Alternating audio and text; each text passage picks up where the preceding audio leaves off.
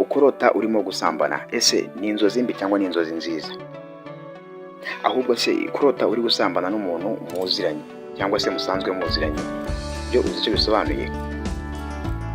Naho kurota usambana n'umuntu mutaziranye ubona nyine ari umuntu utazi na gato byo waba uzi icyo bivuze? None se kurota usambana Bibiliya ibivuga iki?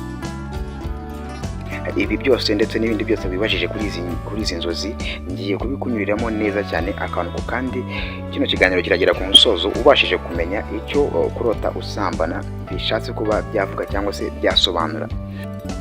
Kurota uri gusambana ni ibintu abantu benshi bashidikanyaho, abandi bikabatera ubwoba ndetse abandi bakabifata nk'ibisanzwe, ariko hari byinshi biba byihishe inyuma y'izi nzozi nifuza ko wowe udukurikiye ukwiriye kuba wagenda umenya. Nongeye kubasuhuza abakunzi ba Ghetto Challenge TV, mumeze mute? Ese bimeze bite aho mugiye muherereye? Nizere ko mwese mumeze neza cyane, Nyagasani abirimo ibintu byanyu. Uyu munsi rero turavuga ku nzozi abantu benshi bakunda kurota ariko bagatinya kubivuga, aho bumva yuko bishobora kuba bisebeje, ariko mu by'ukuri siko biba bimeze. Muri make ni ibintu bisanzwe. Ese wowe udukurikiye urakeka izo nzozi ari izihe? Nimba utarazimenya reka ngufashe nzikubwire cyangwa se nzigusobanurire. Izo nzozi nta zindi ni ukurota uri gusambana cyangwa se kurota urimo gukora imibonano mpuzabitsina. Rero izi nzozi kabisa zigaruka kenshi mu bantu, ariko ugasanga rwose hari ukuntu bagiye babyihererana bakanga kubivuga. Kurota uri gusambana ni ibintu abantu benshi bashidikanyaho, abandi bikabatera ubwoba ndetse abandi bakabifata nk'ibisanzwe, ariko hari byinshi biba byihishe inyuma y'izi nzozi nifuza ko wowe udukurikiye ukwiriye kuba wagenda umenya. Twibutsa ko iyi ngiyi ari Ghetto Challenge TV, nanjye ndi Aizo, umusobanuzi w'inzozi zanyu mu buryo bwimbitse kandi bwumvikana neza cyane. Reka turebere hamwe icyo gusambana bisobanura mu nzozi. Kurota usambana si inzozi zisanzwe gusa. Igihe wabonye uri mu gikorwa cy'imibonano mpuzabitsina mu nzozi, bishobora kuba byavuye cyangwa se byaturutse ku bitekerezo byawe byo ku manywa, cyangwa se ku marangamutima yawe y'irari cyangwa nanone irungu. Nanone kandi bikaba byaturuka ku kibazo gikomeye cyane cyo mu mwuka cyangwa se ku mubano utari mwiza. Rimwe na rimwe si wowe uba ubigize, ahubwo ni ibiri kukubaho bigenda bikwigaragariza mu nzozi. Ubu twamaze kuba twakinjira mu mwandiko neza cyane. Reka turebere hamwe kurota usambana n'umuntu musanzwe muziranye byo bishatse kuba byavuga iki. Twibutsa ko iyi ngiyi ari Ghetto Challenge TV, Dream Big Rise from the Ghetto. Nanjye ndi Aizo Kamakawa Kamadawa. Rero niba wararose uri gusambana n'umuntu musanzwe muziranye, uwo muntu ashobora kuba afite uruhare mu buzima bwawe.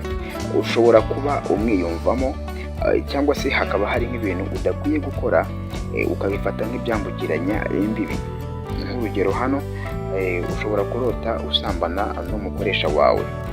Ibi bishobora kuvuga yuko hari icyo wumva yagushyigikiraho cyangwa se icyo yagukatira gukora kitakubereye. Reka tugende ku gice cya gatatu, noneho turebere hamwe kurota usambana n'umuntu mutaziranye cyangwa se umuntu utazi. Iki nicyo abantu benshi bibazaho cyane. Iyo uryamanye n'umuntu mutaziranye na gato mu nzozi, bishobora kuba imyuka mibi y'ubusambanyi igenda cyangwa se iba ikugeraho, izwi nka incubus cyangwa se succubus. Ibi ngibi bihisha ikibazo cy'umwuka, spiritual husband or wife. Bishobora gutuma urugo rwawe rutabaho neza cyangwa se ukagenda usenya ibyo wubatse. Aho kwibutsa ko izi ngizi ari inzozi zisaba kwiyiriza ndetse no gusenga no gutabaza Imana kugira ngo ibashe kuba yagenda ikuvanamo iyo myuka mibi iba yarakwiziringiyemo. Kwibutsa ko iyi ngiyi ari Ghetto Challenge TV, nanjye ndi Aizo. Rero abantu bashyashya kabisa, niba mwabashije kuba mwagenda mukunda video yacu, ni byiza ko mwakanda subscribe kugira ngo tujye tubana no mu bindi biganiro byacu bya buri munsi, dore ko dushyiraho ibiganiro buri munsi kandi tugenda dukora inzozi zigiye zitandukanye. Rero haba harimo izo warose ndetse n'izo utararota, byose ni ngombwa ko ugomba gusuzuma neza ukareba video zose, ukarebamo iyo ushaka kuko byose tuzi neza ko bihari. Mbere y'uko turebera hamwe icyo Bibiliya ivuga ku nzozi zo kurota usambana cyangwa se kurota ukora imibonano mpuzabitsina, reka tubanze twamamaze ubundi tugaruke tubivugaho neza cyane. Nk'ubusa ko mu cyanzu.com ariho hantu aba content creator turi kugenda tuvana ibikoresho byose by'ikoranabuhanga tuba dukeneye kugira ngo dutunganye ama content yacu. Dore ibihari ni ukuvuga ngo badufitiye ama ring light, bafite stand za kamera ndetse n'iza telefone, bafite ama microphone y'ubwoko bwose guhera ku 12,000 kuzamura ubona microphone wakoresha. Uvuga ngo waba ufite content ukora bisaba ko ukoresha recorder cyangwa se ama micro nta kibazo, ndetse n'ibijyanye na za kamera byose, amatara, ni ibintu byinshi bigiye bitandukanye. Muri make byose nabona bivugira ahangaha. Rero icyo ugomba kuba wakora, menya ko bakorera mu mujyi hariya kwa Makuza kabisa. Ukihagera uduhamagara kuri nimero ngiye kuba nakubwira, kandi nk'ubusa yuko banakorera online ahantu hose waba uri, bakugezaho ibikoresho byose wifuza. Rero wifuje guhita ubahamagara ni kuri 0782422021 cyangwa se ubandikire kuri website yabo ni icyanzu.com. Ibyacu ni tekinoloji, niko biba bimeze hariya mu cyanzu kabisa. Rero nawe nyarukirayo bagufashe ugire voice za flash kabisa, ukora ibiganiro byiza kandi bikunzwe cyane. Rero reka tugaruke n'ubundi ku nzozi zacu z'uyu munsi zo kurota urimo ukora imibonano mpuzabitsina. Reka turebere hamwe icyo Bibiliya ivuga kuri izi nzozi zo kurota urimo gusambana. Bibiliya ntivuga ku nzozi zo gusambana nk'izihariye, ariko ivuga ku busambanyi nk'ibintu bitesha umuntu ku murongo w'Imana cyangwa se umurongo wo kuba wakizwa. Ibyo ngibyo ishatse kubimenya neza uhita usoma mu Bakorino 6:18. Ni muhungu ubusambanyi, niko umutwe w'amagambo kuvuga. Gusa ibi bishatse kuvuga yuko niba binyura mu nzozi ibikwiye gufatwa nk'ibisanzwe. Imana ituburira mu buryo bwose n'inzozi zirimo. Ibi rero ni ikimenyetso cy'uko hari isano iri hagati y'ibyo wumva, ibyo wibwira n'ubuzima bwawe bw'umwuka. Reka nanone turebere hamwe ingaruka zo kurota ubusambanyi kenshi cyangwa se kurota ukora imibonano inshuro nyinshi. Reka turebere hamwe ingaruka zabyo. Iyo birota inshuro nyinshi cyane bishobora kukubuza amahirwe. Ikindi bishobora no gutuma uhorana intege nkeya, intekerezo zikabura amahoro. Nanone kandi ngo bikanadindiza urukundo rwawe, imishinga cyangwa se iterambere ryawe.